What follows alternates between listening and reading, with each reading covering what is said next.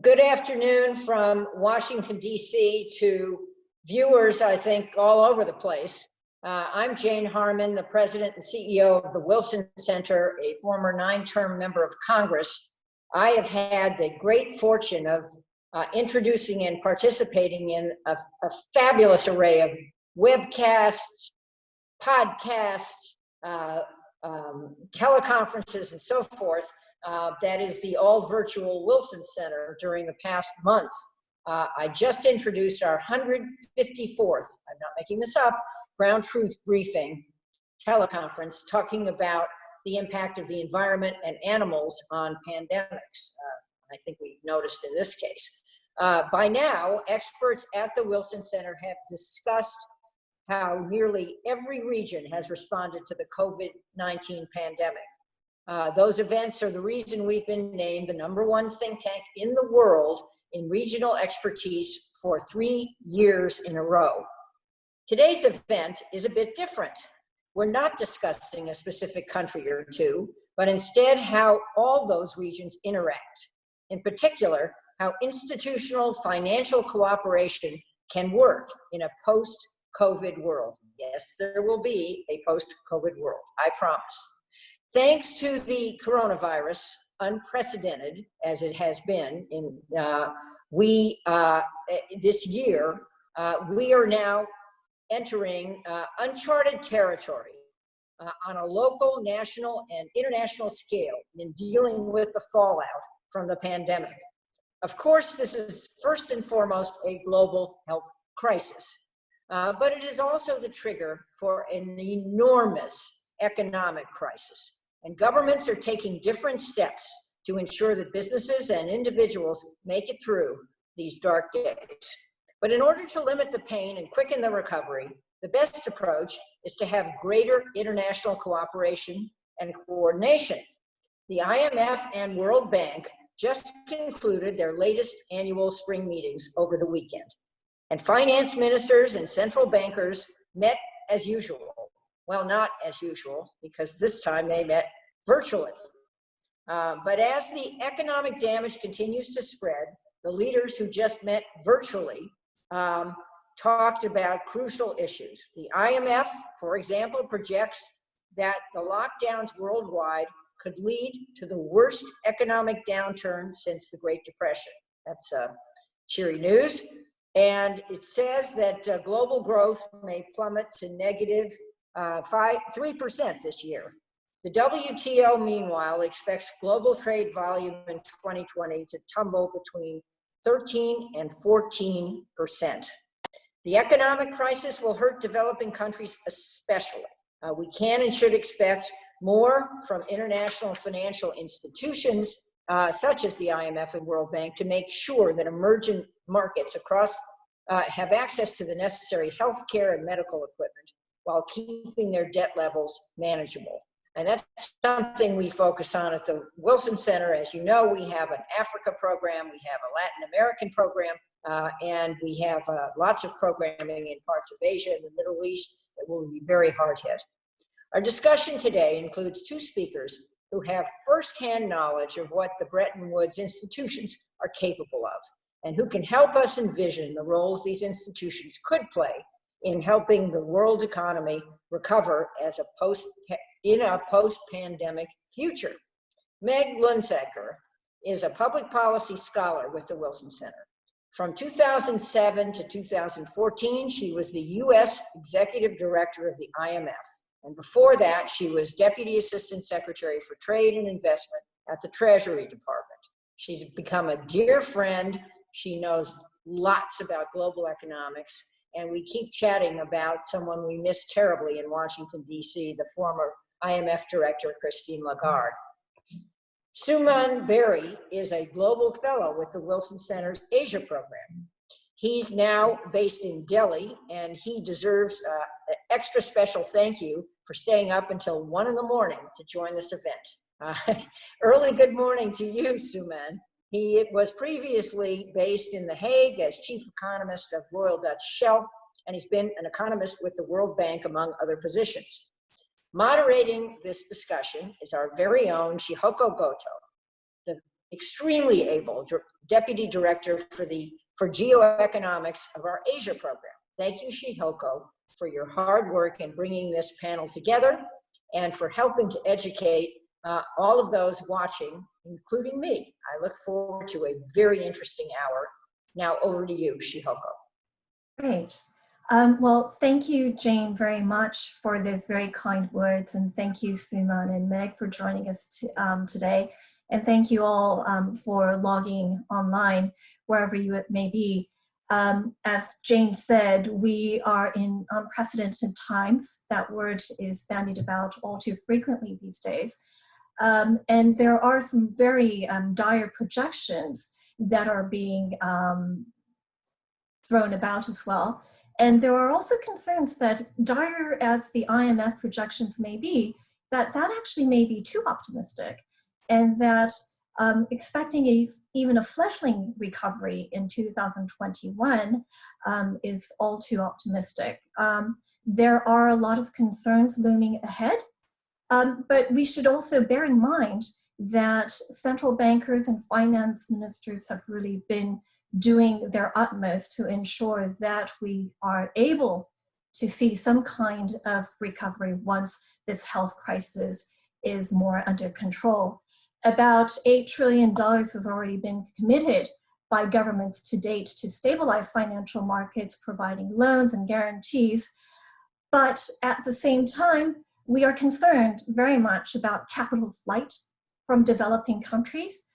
There's great concern about weakening local currencies and a tremendous decline in commodity prices, most notably in oil, but across the board as well. We've seen action over the weekend and last week in particular. There has been an agreement for debt freeze for the world's most vulnerable countries. But the question is, what more can international financial institutions do? And what are the political as well as the financial obstacles that they face in providing impactful assistance? I want to ask Meg to enlighten us a bit first.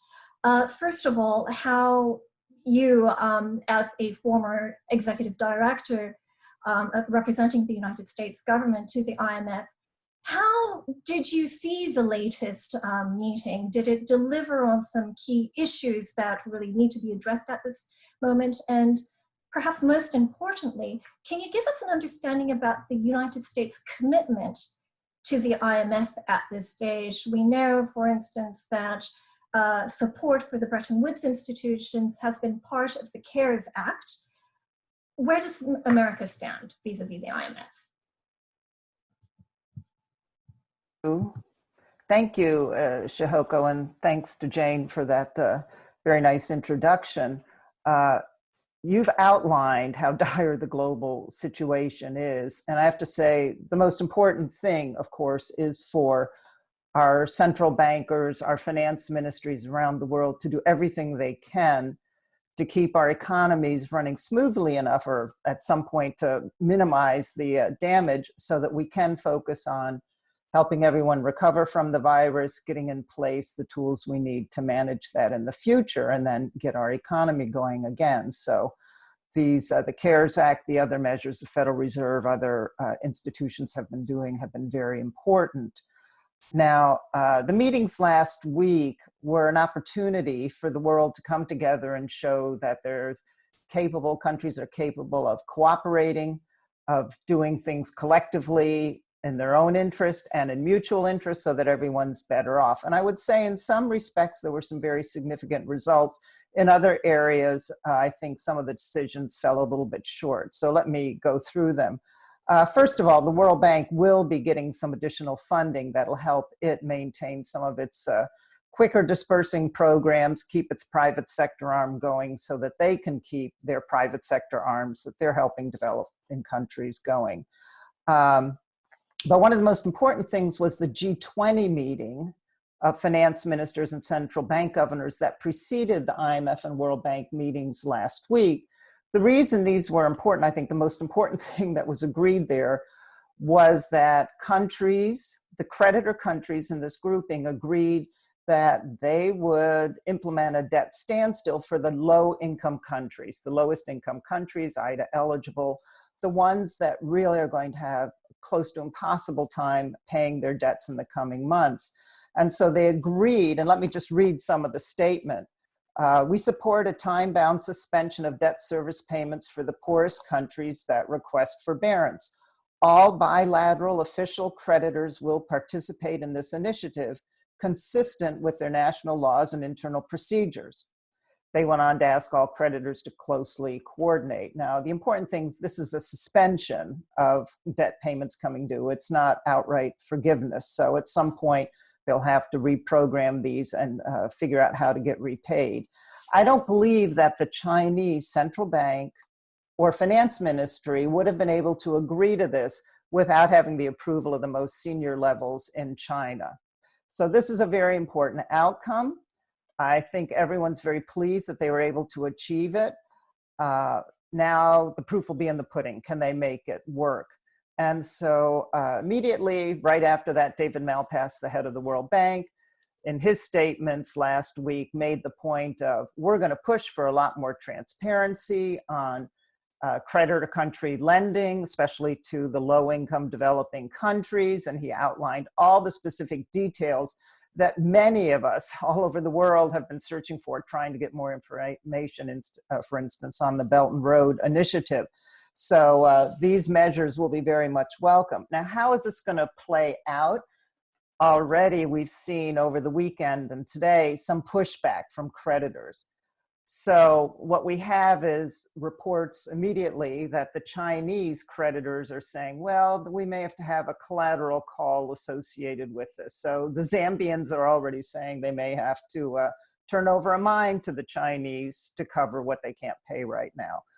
Also, private creditors, bondholders, others have been asked to join in on this, and they're all shaking their head. No, I don't think we're going to be able to do that. We'll do it country by country. We're not going to do a blanket forgiveness. But basically, let me just highlight briefly the IMF particulars in this. And I have to give the managing director, Kristalina Georgieva, a lot of credit. She led the charge on this, getting this debt forbearance for the lowest income countries.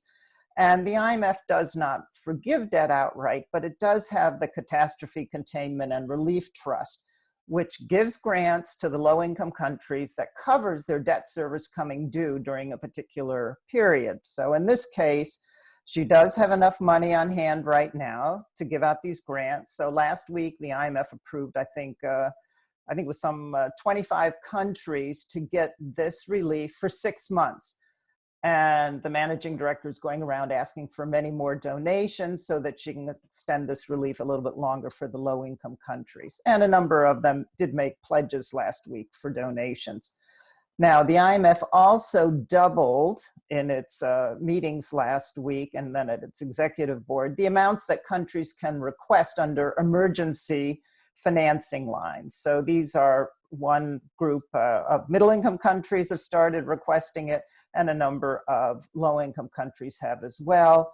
Collectively, putting those two together, about some 20 countries have already received approval from the IMF for this emergency funding lines.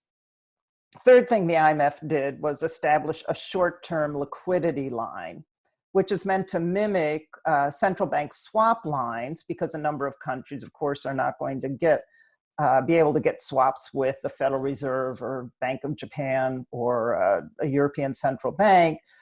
So this is a way of the IMF helping them out with dollar or other foreign exchange liquidity shortages in their markets. It's not balance payments lending. It's not long-term. It's meant to be a shorter-term liquidity line. They can draw it, then pay it back, draw it, pay it back, renew it.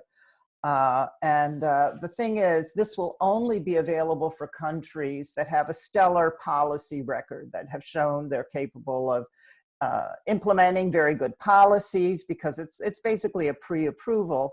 Once they're approved, they can draw the money during that period.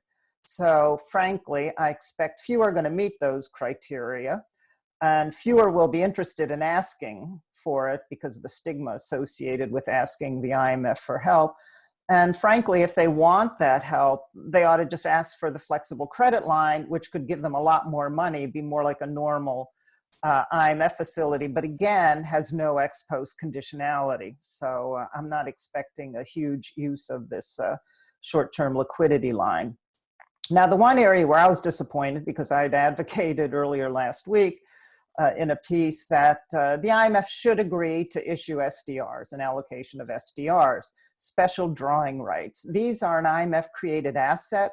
They sit on central bank balance sheets. They're part of foreign exchange reserves at the central bank or whatever entity holds those in a country. They can only be bought and sold among IMF members, but they are a readily available asset. And even though they're distributed, allocated based on country quotas or ownership shares in the IMF, the low-income countries collectively would still get maybe around 20 billion in a $600 billion allocation. And 20 billion for low-income countries could be very helpful right now. So I still think that's something the IMF membership shouldn't give up on. They would have to convince the US to go along with this. And I also saw press reports that India did not support it, but I'll let Suman address that. So I hope that's something that the US might be willing to reconsider down the road. Now, just one last word on what the US does seem willing to do, because Secretary Mnuchin in a statement last week was forward-leaning in a couple of aspects about actually donating to a couple of these IMF trust funds to help the low-income countries. To do that, the administration would have to get some funding, budget money from Congress to be able to make such a donation. As I understand it, there's nothing being discussed in the current discussions on the Hill, which is related to the small business lending that they're hoping to wrap up in the next day or so.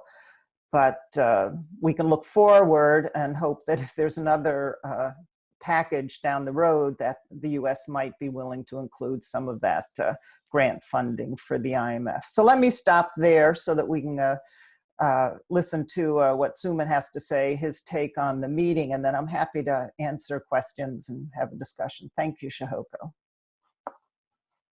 Meg. So you've covered a lot of ground there, Meg. Thank you so much. SDR, Indian opposition, that's something that I hope Suman can address as well. One other question I hope, Suman, amongst the other topics you will cover, is this idea of the debt freeze to the 76 IDA member countries. Of course, India is not one of them. A lot of the countries that will be particularly vulnerable to the economic downturn as a result of the pandemic will actually not be able to benefit from this debt freeze, and yet they will still have to service debt to the Bretton Woods institutions. So with that, Suman. Well, again, it's a pleasure to be here, and I appreciated the introduction from Jane. It's, I guess, my second event as a global fellow of the Wilson Center for the Asia Program. And even though it is 1:30 in the morning, I'm pleased to be here. I wanted to just, I'll respond to your questions, but really, in a sense, striking off what Meg had to say in a couple of respects. I agree with her that the key meeting last week was the meeting of the G20 finance deputies. And I'll tell you why in a minute. For me, what emerged very clearly is that we are now in a three-tier world, okay? So what we saw happen with astonishing rapidity in the United States with the CARES Act, in Europe with the ECB's purchase of unlimited purchase of debt, the program in Japan, is that there is a group of countries who are in the G7, as it's called, who really have, in a sense, all the license in the world. They may have high debt, they may, their policies may not be terrific, but when the moment strikes, they can do what they want. Now, and it's wider than just the US. It may be the exorbitant privilege of the US issuing the world's reserve currency, but the fact of the matter is they have the indulgence of global financial markets, and in a crisis like this, they can do what they want. Then what emerged out of the G20 was that there is this category of very vulnerable countries who, a lot of them in Africa, not all of them, some of them in Southeast Asia as well and elsewhere, for whom there is a constituency in capitals and the Bretton Woods institutions that, look, something must be done. And that was the background to the debt standstill. And I'd be very interested in the discussion to get a sense of where the idea of the debt standstill began. And of course, the fund and the bank had to play an important secretariat role. So they're looked after. I think what we're beginning to see, and this is a paradox because the G20 was created to bring these countries in, that actually there does strike me as being a bit of a gap in meeting the liquidity needs, the balance of payments needs of the big emerging markets or the wealthier emerging markets. And I know that Secretary Mnuchin spoke of the IMF having adequate resources at $1 trillion. But if you are talking about a widening of the balance of payments needs, the only reference I've seen to a number was in the IMFC statement by the French finance minister. He talked of a $5 trillion need. You've already talked, Shihoko, yourself, of capital flight. I think the Institute for International Finance had a figure maybe 3-4 weeks ago about 80 billion. I don't know what that figure is up to. So I think a question that I've been searching for I've been searching for the answer to is, so what is expected to happen to these countries? And this brings me back to both the economics and the politics of what Jane had to say about the allocation of SDRs. It's inevitable that one would compare the response now with the response at the time of the London summit of the G20 in 2009. And that did include an allocation of SDRs of 250 billion. And that then is, in a sense, the creation of liquidity without having to look for dollars. And in the absence of that instrument, what I basically see the emerging markets, those who want to or who feel inclined to, having to do is enter into programs with the fund to get the money under these various lines. And Jane has already talked, Meg has already talked about the stigma issue of going to the fund. And certainly President Erdogan in Turkey has said, no, I'm not going to go to the fund. So the question in my mind is, given that these are countries with large economies, large financing needs, but not the kind of automatic access to financing that the big boys have, unless you're lucky enough to qualify for a Fed swap line in the way that Brazil has, Singapore has, and I believe Korea has as well. So that, to me, is a missing piece of the architecture. Now, this session is international financial cooperation post the COVID crisis. And I think the point I want to make there is that what happens during the crisis will be very important for the cooperation after the crisis, so that we can have an interchange. I'll just make 2 final points, but the first point, and I'd like to get Meg's view on this, was at the time of the global financial crisis, bringing in the emerging markets at the leader level was an experiment. And I would say that at that time, the G7 countries were in the driver's seat. I think what has happened between 2008 and now 2020 is that the G20 as an institution has matured, and it is very difficult to come up with a set of agreements without China being there, and China is not at the G7. So that's one reason why the G20 meeting, I would say, was the more important of the meetings, because that then gave the guidance to the um, IMFC. And Meg has talked about, as it were, the expectation of transparency on debt with China, and I know people are certainly waiting for that. I would say that India has a much smaller aid program. I don't know how much of it is loan, how much of it is grant. I also don't know, maybe Meg knows, whether obligations of Exim banks are going to be included in this or not. Uh, but I think that uh, the expectation that the large emerging markets will now, in a sense, be expected to behave as though they were advanced economies, while still being a lot poorer and not having the policy space that is automatically available to Europe, Japan, uh, and the United States, means that we're in a new world now, and that is the world that we are going to have to think about in terms of financial cooperation post-COVID. Let me stop there for now.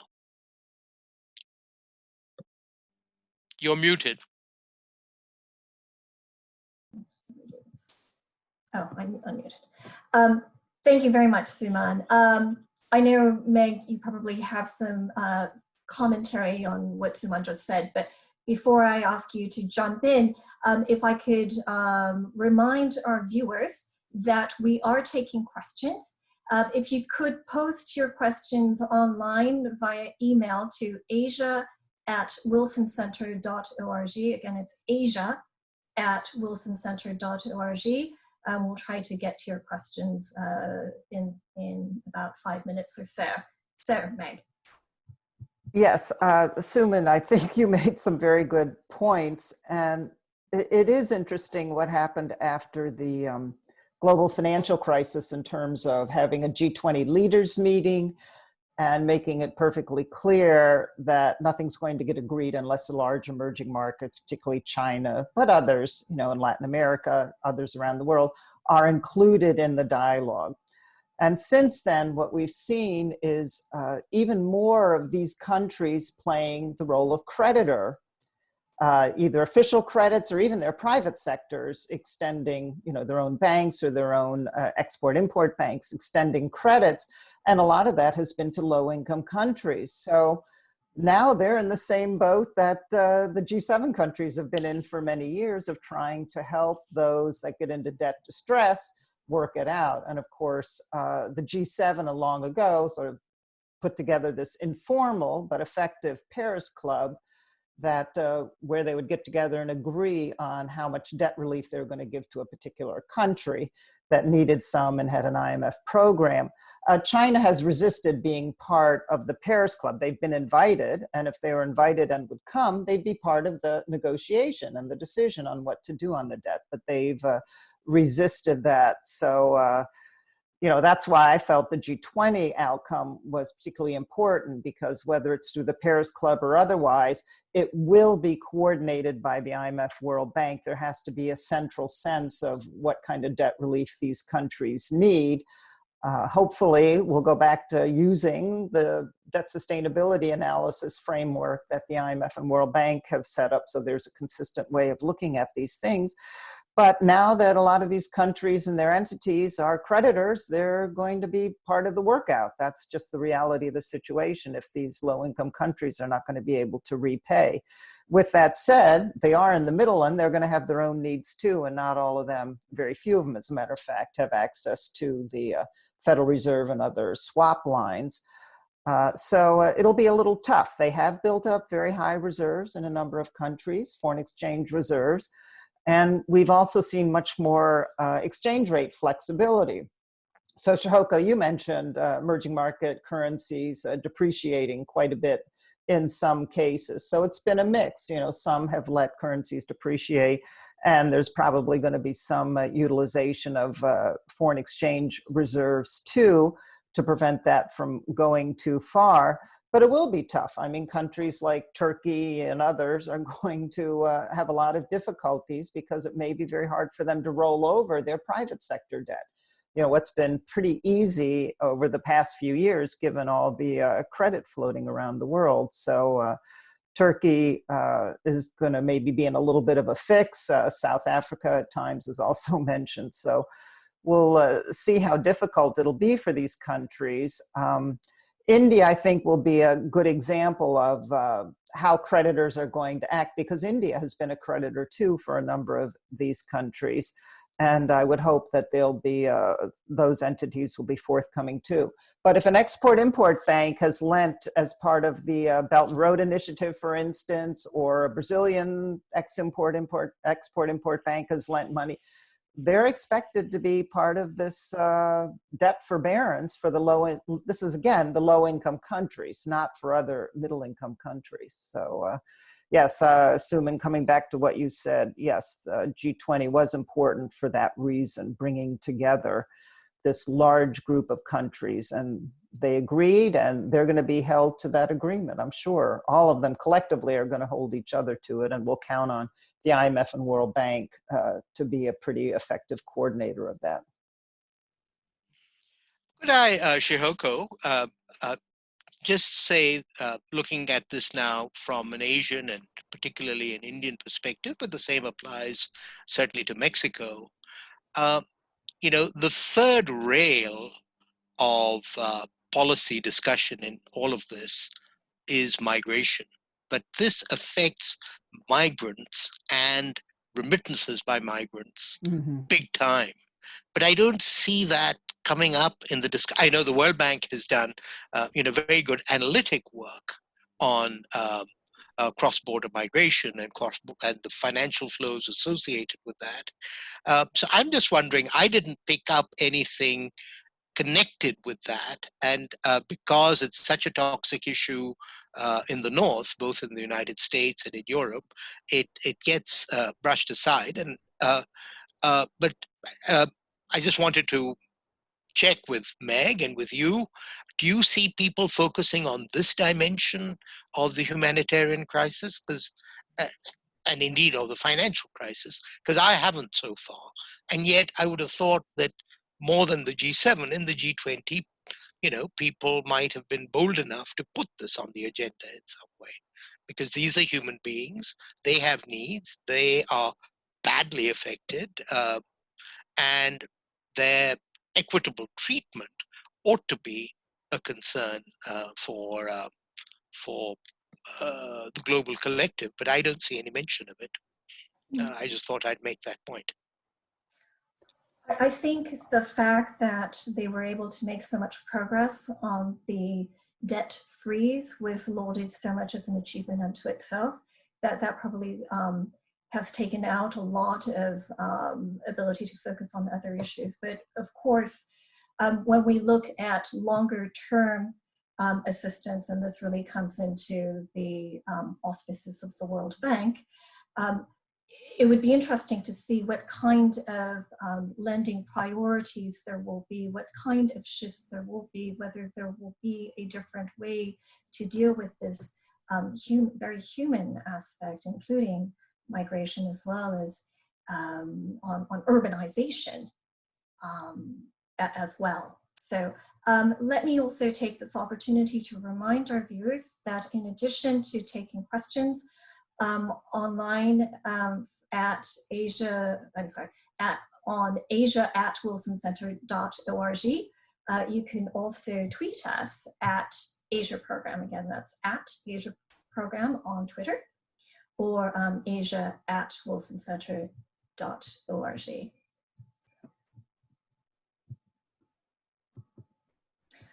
One question I do have, Suman, to kind of build on this issue of longer-term development goals and what the World Bank in particular can do.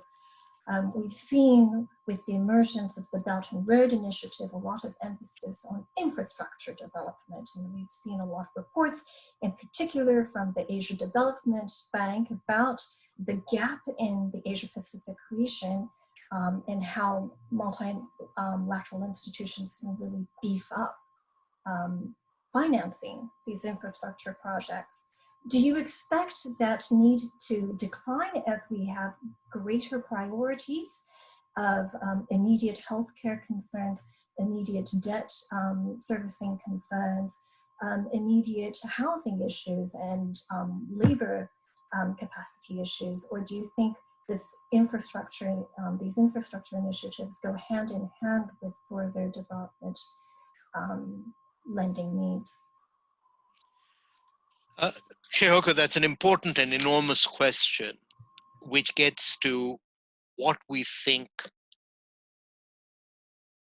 the economic lessons are that governments are going to learn. And let me focus, on Asia for the moment, because this is under the auspices of the Asia program. So, several points.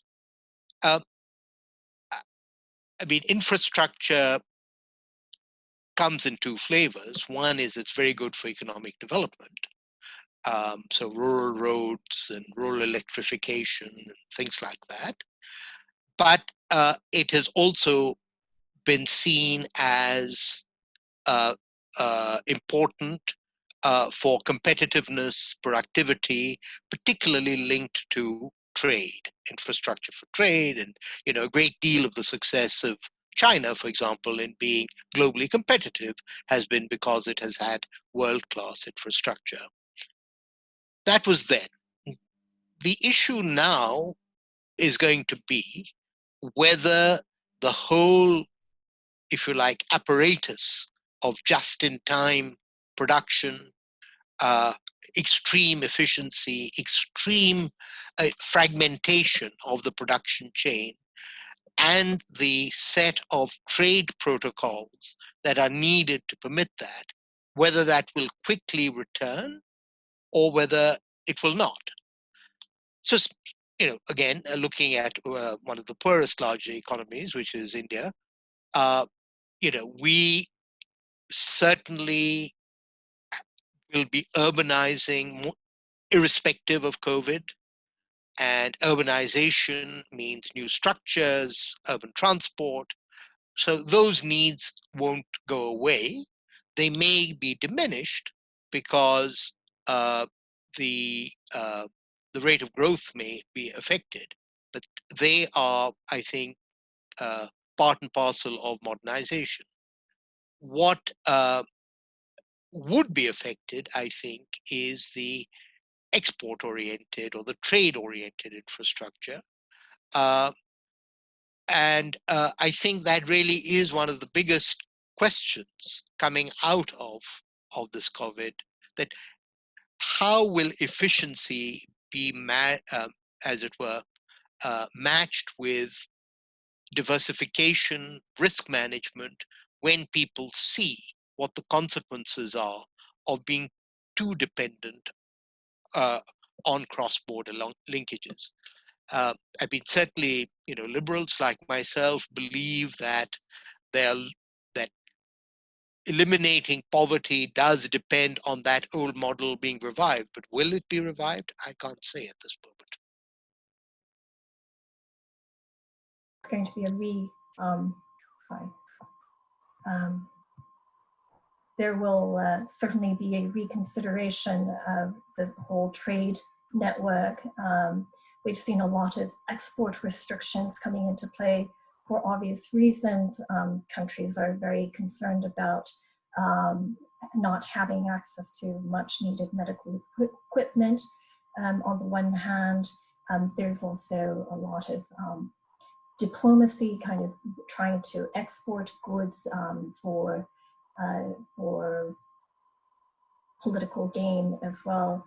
On the issue of the supply chain, there's redefining what it is to be competitive and what it is to be efficient.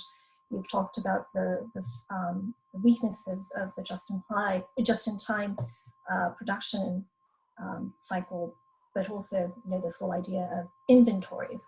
Inventories have been seen as dead weight. Now we're seeing that inventories can actually be a strength. We will probably see a different way of configuring where trade bases are allocated and where investments actually go as well. I do have a couple of questions. Let me start off with a question from Jordan Peck at Tulane University. He asks, in recent meetings, was there any discussion of special mitigation, either aid or debt relief, for countries that are both in that middle income gap, as well as hit harder by COVID-19, as they now have an additional burden? Would either of you like to take that? Jump in. Yeah, Shihoko, the focus really was on the low-income countries and helping them most immediately. Now, what the middle-income countries have at the IMF is the rapid financing instrument, and they can go to the IMF and get, I think it's up to 100% of their quota very quickly, and they get the full amount right away. They can then use that on critically needed imports. And then if they need more than that, then it's back to a regular IMF program. So there is that focus on helping them too with these very short-term, immediate financing needs. But in terms of outright aid, I mean, that would, I think for the most part, these countries don't receive foreign aid in the typical sense we think of it. There may be some, institutional support in these countries, but a lot of it will be dependent on the countries themselves taking care of their own citizens that are hit the hardest. And of course, the record in many countries wasn't that good even before this pandemic hit us all. So things are going to be particularly tough. I mean, going back to Suman's point on migrants, who's going to help them? We've seen them being locked up in some places so that they don't make anyone else sick. And in the meantime, who's looking after them? It hasn't been very clear. So yes, those middle income countries will not be getting foreign aid per se, but they do have some financing options available to them, both from the IMF, the World Bank, and from their regional financing arrangements that they may be able to draw on depending on the agreements they've made. There's some in Asia, there's a bit in Latin America. And certainly the middle income countries in Europe have European Union facilities they can turn to. So the sense is that they're not the most needy in the sense of having other places where they can turn, whereas the low-income countries really don't have many alternatives. Sima? Oh. Simon, would you like to add? Oh, I see. No, I think I didn't have much to add to that. I thought that that Meg had basically taken that question. Do you have another one? Yes.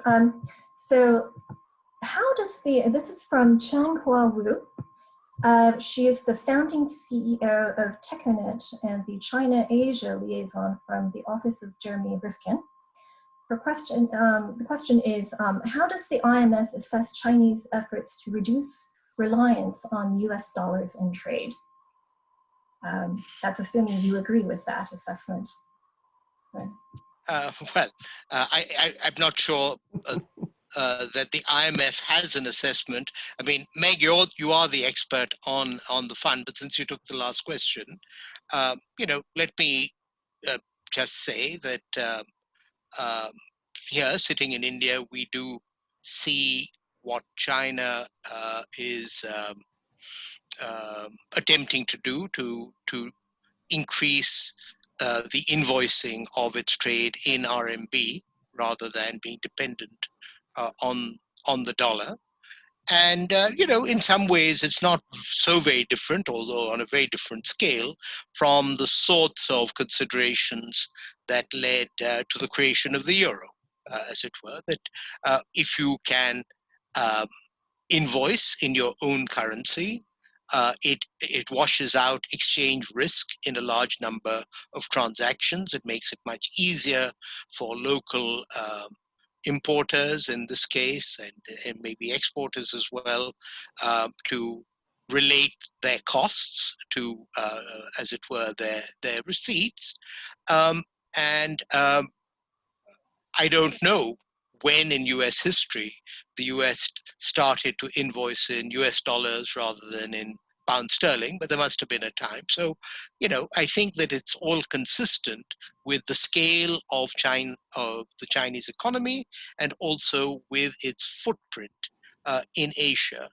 Now, I don't think it would be a matter of regulatory concern for the IMF what currency of invoice a country chooses. It's really a question of whether it can establish that in the marketplace, whether people are willing to buy and sell to it in the RMB.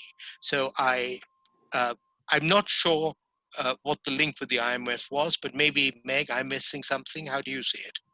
Well, picking up on your last point, that's what makes a global currency an international currency, is the market's interest in using it for whatever reason: convenience, store of value, reducing transaction costs.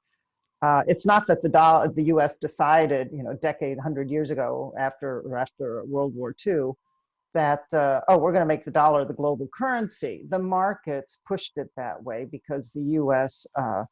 Was taking the lead on a lot of the recovery efforts. And the important thing was the financial markets were wide and deep. So it was a safe place to put your money, to get paid in dollars, keep your money in US dollars, because you knew you could get it. And that's been the one limitation, I think, the biggest limitation on the internationalization of the yuan, the renminbi, the Chinese currency.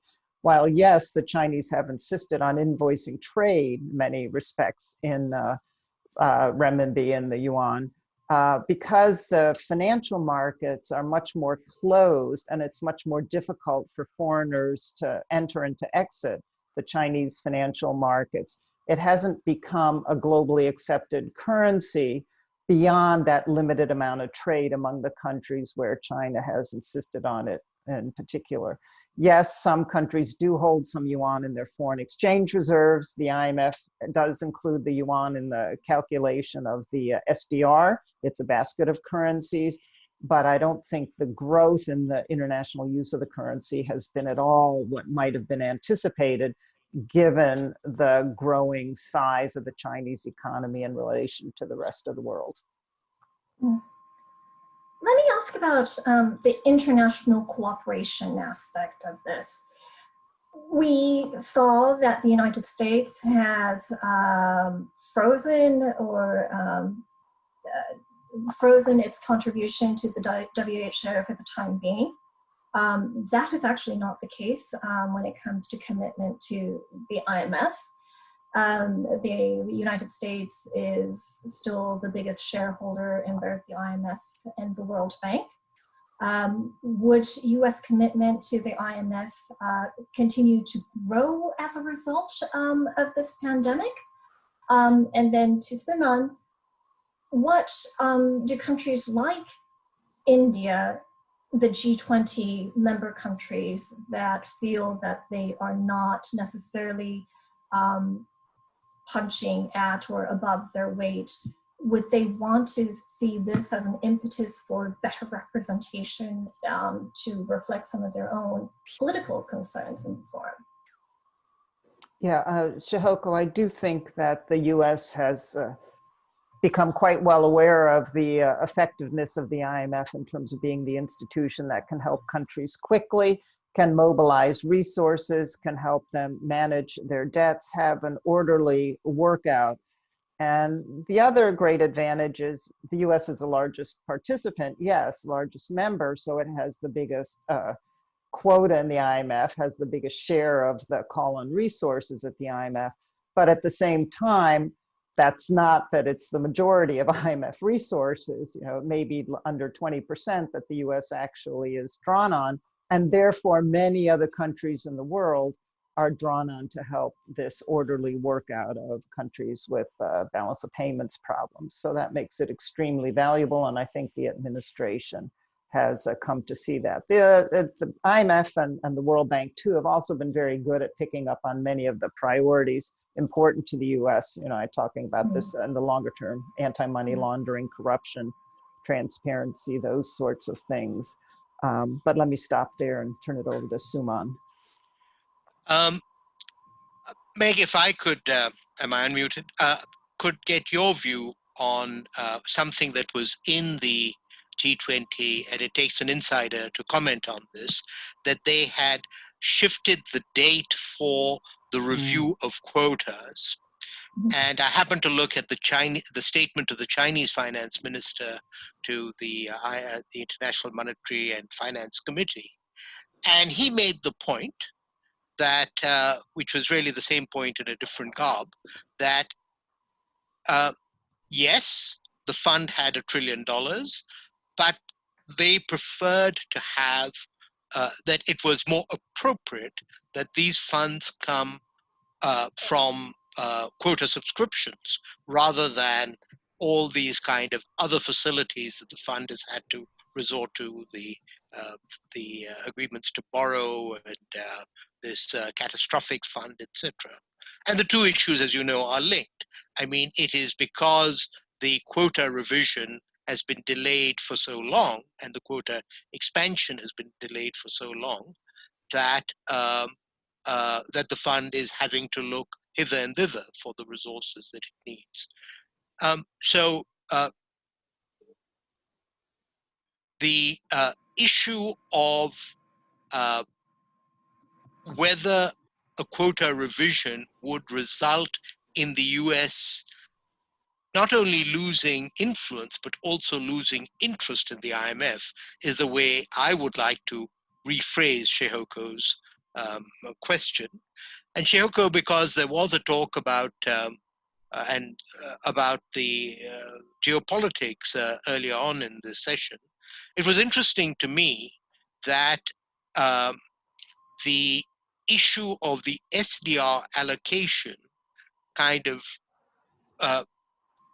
was so divided amongst the major countries in the world. So the only just going through the IMFC statements, almost all the Europeans, the Australians, who also represent the Koreans, all of them didn't want the issue of the SDR allocation to be closed. So the US was very forthright that they didn't see the case for it. India said that it didn't see the case for it. Japan was silent on the issue. And I bring this up now because it speaks to how different countries see, as it were, the relationship between the US and the IMF. But Meg, you probably have a more informed view. This is what I see from the outside. Well, I'm on the outside now too, Suman, but actually I think you really have a pretty good take on it. I would be happy if the IMF was a totally quota-funded institution, that it had enough quota resources to replace all these different sources of borrowing. I think it would be safer in the long run for the institution. And I think even if we were to agree to a big quote increase, the US would still probably be about the same size, because relative to other countries in the world, it hasn't really lost relative size. China, of course, would be much bigger. That would be a problem for Japan. Japan would lose its number 2 slot. China would move to number 2 very quickly and beyond. And Europe, of course, would shrink. So that's why it's been so difficult to agree on a new formula. I mean, Europe hasn't been very interested in giving up share in one of the few institutions in the world where it actually each country speaks for themselves, or the small constituencies they're in. It's not like the WTO trade where they're represented by the Commission, European Commission. So I would agree with that. I don't see the US, even if it agreed to a quote, I don't see the US as losing interest in the IMF, I mean, we've gone through this many times. I worked through many changes in administration, and people are like, oh, the US is going to walk away. Oh, so-and-so wants to withdraw from the IMF. That never happened. Very quickly, every new administration realizes how important the IMF is to achieve goals that the US shares too, because the US primary interest is to keep that global economy going, keep global financial markets functioning smoothly, and that'll in the end be very valuable for the US economy. And it gets more bang for the buck, quite frankly. Yes, absolutely. Put it very Shihoko, simply. could I just ask Meg whether when you talk of the US, you're talking of administrations or Congress as well? Well, Congress has come around too on many aspects. It's been difficult at times to get approval of IMF legislation through Congress, not like this year where it took just a few months, which is kind of remarkable, shows how worried everyone was about the crisis, that IMF World Bank funding was included in the CARES Act, and the request just went up to the Hill in January or February, so that was unheard of, to be a few months instead of several years to get approval. But in the end, Congress sees it, but Congress always likes to use the opportunity. Well, the administration, whatever administration wants to get this funding, let's slow down a lot of conditionality. So when I was at the IMF, I was stuck with many mandates, which told me I couldn't vote for this, I couldn't support that, for all sorts of reasons. So ranging countries like Sudan or Cambodia, you know, a lot of them were low-income countries. The US could not support programs because of these various restrictions, you know, trafficking in human persons or military audit, all these things that really were unrelated to IMF work. So that's what can be a little bit difficult about going to Congress, but in the end, usually they see the benefit. And certainly every successive administration has seen how important it is to work through the IMF. Including this one, obviously. Including this one, yes, yes. So, all right. So on that upbeat, optimistic note, I hope we can actually wrap this discussion up. I do want to thank our two speakers, Meg Lansego and Suman Berry, for joining us. And Suman, you've been such a trooper for joining us, even though it is at an extremely antisocial hour in Delhi. So, and thank you all for joining us here today online.